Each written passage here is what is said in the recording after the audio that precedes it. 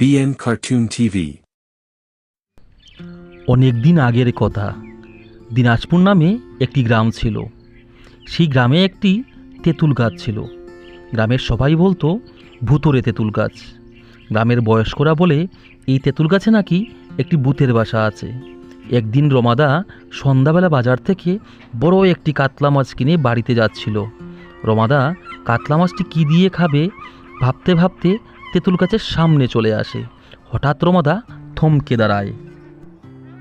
হে ভগবান, আমি তো বুঝতেই পারিনি কখন তেঁতুল গাছের সামনে এসে পড়লাম। এখন কি হবে? মাছ তো খাবে, তার সাথে আমাকেও খাবে। শুনেছি পেছন দিকে না তাকালে ভূত কিছু করতে পারবে না। আমি ঘুরে যাই।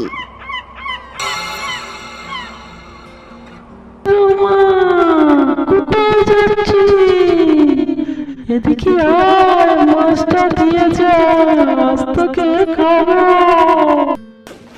হে ভগবান, আজ কি হবে আমার? আমাকে বাঁচাও। আজ আমাকে এই ভূতটা খেয়ে ফেলবে। না, সোজা বাড়ি চলে যাব, পেছন দিকে তাকাবো না। এই কথা বলে রমাদা সুজা বাড়িতে চলে গেল। রমা, তোর ভূতের পাটা আছে, আজ খেতে পারি না তো কি হয়েছে, অন্যদিন তোকে আমি খাবো। দরজাটা খুলো, তাড়াতাড়ি দরজাটা খুলো। কি হলো? কোথায় তুমি? কি হয়েছে? এত চেঁচামেচি করছো কেন? হ্যাঁ, কি হয়েছে তোমার? পরদিন রমাদার অনেক জ্বর আসে। জ্বরে শরীর পুড়ে যাচ্ছিল। এই জানিস সমাদার কি হয়েছে? না রে ভাই, আমি তো জানি না কি হয়েছে, বল। বাজার থেকে আসার সময় ওই তেঁতুল গাছের সামনে থেকে এসেছিল, তারপর থেকে অনেক জ্বর। এই ঘটনার কয়েকদিন পর নিশিকান্তর ছেলে গ্রামে খেলছিল। খেলতে খেলতে হঠাৎ সে সেই তেঁতুল গাছের সামনে আসে।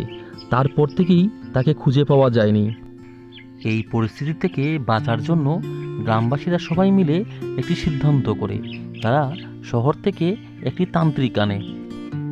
ওম ভীম চামুণ্ডাই বিচ্ছি, ওম ভীম চামুণ্ডাই বিচ্ছি।